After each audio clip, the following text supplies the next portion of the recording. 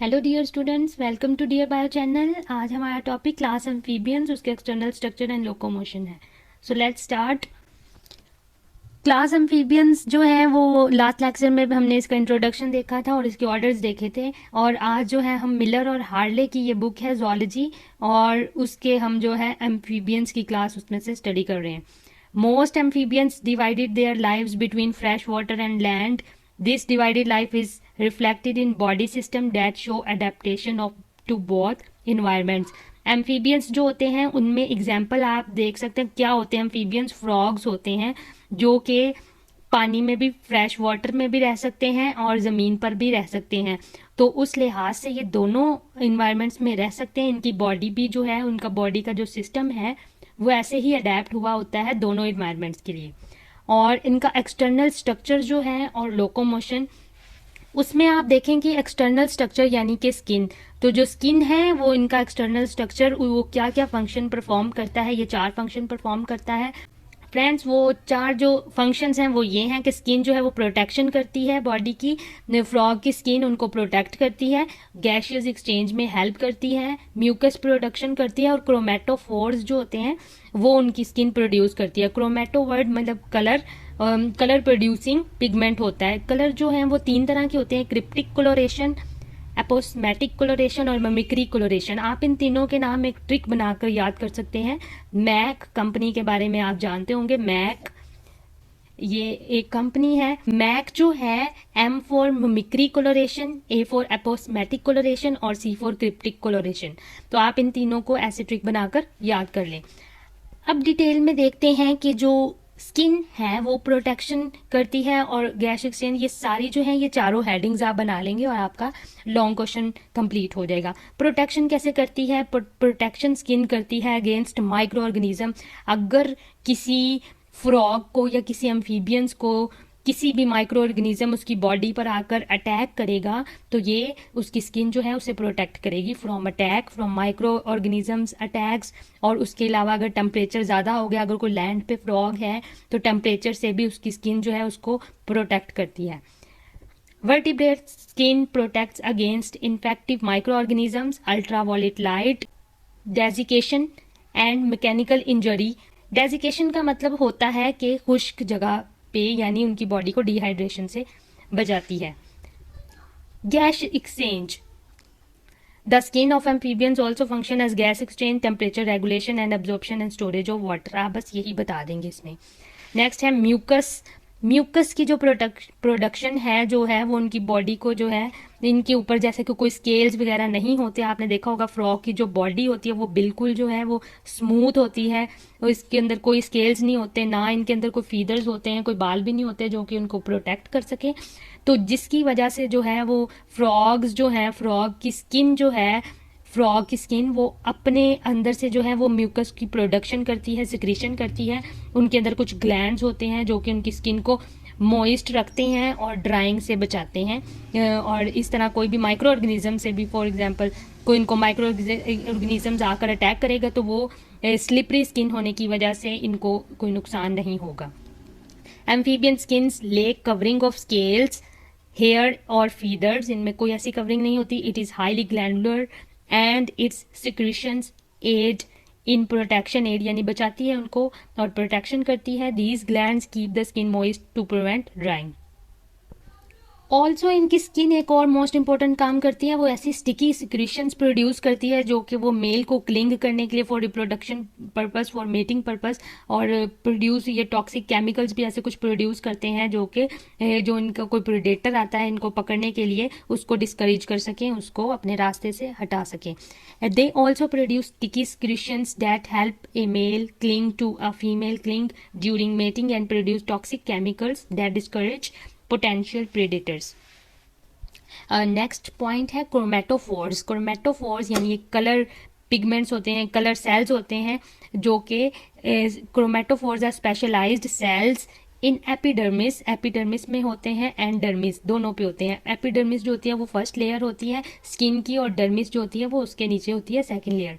और ये किसके लिए होते हैं? That are responsible for skin colour and colour changes. ये रिस्पॉन्सिबल होते हैं कलर्स के लिए।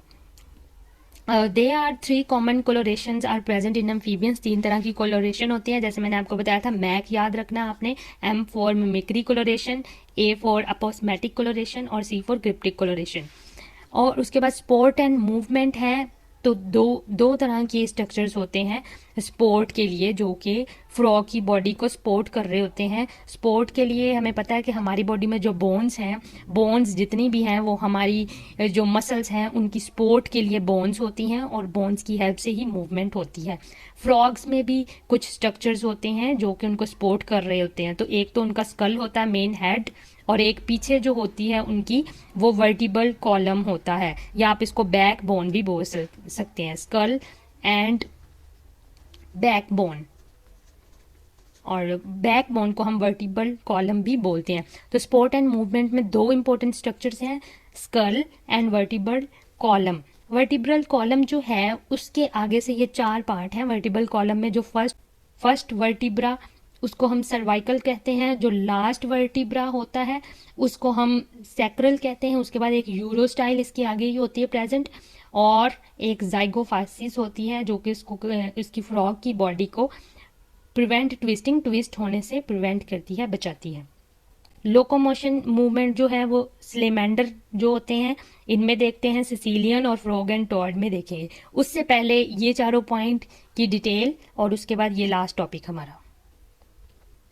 तो पहले स्कल और उसके बाद वर्टिब्रल कॉलम के जो चारों पॉइंट्स हैं वो हमने डिस्कस करने। स्कल जो है वो बताया, जो फर्स्ट जो फ्रॉग का होता है स्कल होता है, उसमें क्या होता है, वो फ्लैट होता है और स्मॉल होता है स्ट्रक्चर में। फिश की स्कल में जो होते हैं वो बोन्स ज़्यादा होती हैं, जबकि फ्रॉग अगर हम कंपेयर करें तो फ्रॉग की स्कल में बोन्स कम होती हैं। और उसके बाद इनका स्कल बहुत लाइट होता है, इनको सपोर्ट करता है, वाटर के अंदर भी सपोर्ट कर। उसके बाद हम देखते हैं कि the amphibian skull is flattened, is smaller and has fewer bony elements than the skull of fishes, जैसे मैंने अभी बताया। these changes lightened the skull so it can be sported out of the water, and changing in jaw structure and musculature allowed terrestrial vertebrates to crush prey held in mouth। इनका structure ही help करता है pre को crush करने में। And उसके बाद vertebral column जो है इसको बैकबोन भी बोलते हैं। स्कल के बाद वर्टिब्रल कॉलम स्टार्ट हो जाता है। फर्स्ट पार्ट जो होता है उसको सर्वाइकल कहते हैं, और जो लास्ट पार्ट होता है उसको सैक्रल बोलते हैं। The vertebral column of amphibians is modified to provide support and flexibility on land। Vertebral column जो इनको फ्लेक्सिबल बनाता है और सपोर्ट करता है लैंड में सरवाइव करने के लिए।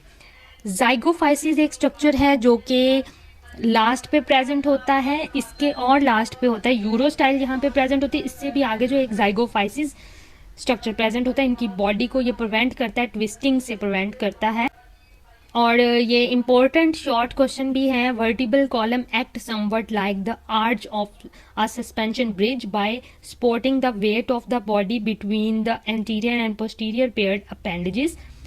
Sportive processes called zygophysis on each vertebra prevent twisting। उसके बाद जो फर्स्ट वर्टिब्रा है उसको हम डिस्कस कर लेते हैं। जो फर्स्ट वर्टिब्रा इसका होता है वो कौन सा है? Sacral. The first vertebra is cervical vertebra which move against the back of the skull and allows the head to nod vertically। Next है sacral vertebra। The last trunk vertebra is sacral vertebra। The vertebra anchor the pelvic girdle to the vertebral column to provide increased support।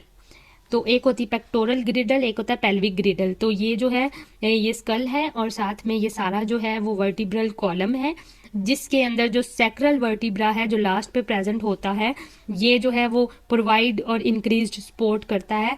और इसके बाद अ ventral plate of bone called sternum is present in the anterior ventral trunk reason and support the four limb and protect internal organs. इनमें sternum होती है। और अगर मैं आपको थोड़ा सा बताऊं तो जो पिजन्स होते हैं उनमें जो स्टर्नम होती है उसके साथ उसके विंग्स अटैच होते हैं और जो उसको हेल्प करते हैं अटैचमेंट में। स्टर्नम जो होती है ये एक बहुत ही हार्ड बोन होती है उनमें। और लेकिन फ्रॉग में भी स्टर्नम जो होती है वो क्या फंक्शन परफॉर्म करती है, वो वेंट्रल प्लेट के तौर पर एक्ट करती है और उनकी बॉडी को जो है वो सपोर्ट देती है। और द फोर लिम्स, सारे फोर लिम्स को वो सपोर्ट देती है। और उसके इंटरनल ऑर्गन्स को प्रोटेक्ट करती है।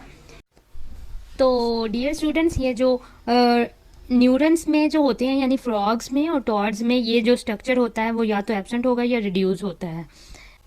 The origin of the bones of vertebrate appendages is not precisely known. However, similarities in the structure of amphibians appendages and the bones of the fins of ancient sarcopterygian fishes suggest possible homologies.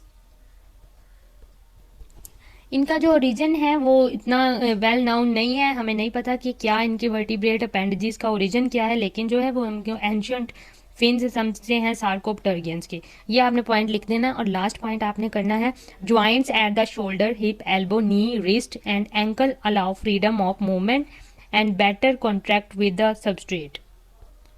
Next, pelvic girdle जो होती है वो the pelvic girdle consist of 3 bones, ilium, ischium and pubis. ये 3 bones होती हैं that firmly attach pelvic appendages to the vertebral column. These bones which are present in all tetrapods but not fishes are important for sport on land. ये sport नहीं करती pelvic गिर्डल fishes की, लेकिन बाकी ये 3 बोन्स होती हैं इलियम, इशियम, प्यूबिस, और ये जो है वो अटैच होती हैं पेल्विक अपेंडेजेस के साथ to the vertebral column. Next हमारा लास्ट है इसका लोकोमोशन का पॉइंट। आपने देखना है कि लोकोमोशन जो है हम वो चेक करेंगे फ्रॉग्स में कैसी होती है, टोर्ड्स में कैसी होती है, और 3 या 4 एग्जांपल्स देखेंगे। स्लेमेंडर्स में देखेंगे, सिसिलियंस में देखेंगे और न्यूरन्स यानी फ्रॉग्स एंड टोर्ड्स में देखेंगे। Tetrapods are more depends on appendages than the body wall for locomotion. Thus, body wall musculature is reduced and appendicular musculature predominates. स्लेमेंडर्स जो हैं, फर्स्ट में salamanders employ relatively unspecialised form of locomotion that is reminiscent of the undulatory waves that pass along the body of the fish. Next है Sicilian. Sicilians have an accordion-like movement in which adjacent body parts push or pull forward at the same time. सिसिलियंस जो हैं वो ऐसी body होती है, last video में मैंने बताया था सिसिलियन की, और इनकी आइज़ होती हैं और ये इनकी बॉडी स्नेक लाइक होती है, अपेंडेजेस होते हैं, अकॉर्डियन लाइक मूवमेंट इनमें होती है। ये वैसे जैसे अर्थ फॉर्म मूव करता है वैसे मूव करते हैं। सिसिलियन ऐसे मूव करते हैं जैसे अंड्यूलेटरी मूवमेंट, अपने आप को ऐसे मूव करते हैं, अकॉर्डियन लाइक मूवमेंट। ये मूवमेंट्स आपने कार्टून्स वगैरह में देखी होगी कि वो जो छोटी छोटी सिसिलियंस हैं वो ऐसे मूव करती हैं अकॉर्डियन लाइक। उसके बाद न्यूरन्स जो होते हैं फ्रॉग एंड टॉर्ड्स। न्यूरन्स जो होते हैं long hind limb and pelvic girdle of anurans are modified for jumping. ये जंपिंग मूवमेंट करते हैं या लोकोमोशन करते हैं। इनमें जो यूरो स्टाइल होती है वो क्या होती है, it extends posteriorly and attach to the pelvic. ये पेल्विक के साथ अटैच होती है, इनके नीचे वाले बॉडी के जो हिस्सा है उसकी मूवमेंट में हेल्प करती है urostyle. Long hind limbs and powerful muscles form an efficient lever system for jumping. जो इनका पावरफुल मसल्स हैं, लॉन्ग हाइंड लिम्ब होती हैं जंपिंग में। और इसके अलावा जो इनके इलास्टिक कनेक्टिव टिश्यूज होते हैं, मसल्स होते हैं attach to the pectoral girdle to the skull and vertebral column and function as shocks absorber. वो मसल्स जो होते हैं वो ऐसे होते हैं कि वो शॉक को एब्जॉर्ब कर सके। जब इन्होंने लैंड करना होता है तो जो भी शॉक इनकी बॉडी को कोई ऐसा नुकसान ना हो, शॉक एब्जॉर्बर्स मसल्स होते हैं for landing on 4 limbs. Thank you dear friends. अगर आपको ये वीडियो पसंद आई है इसे लाइक करें और शेयर करें अपने और फ्रेंड्स के साथ। थैंक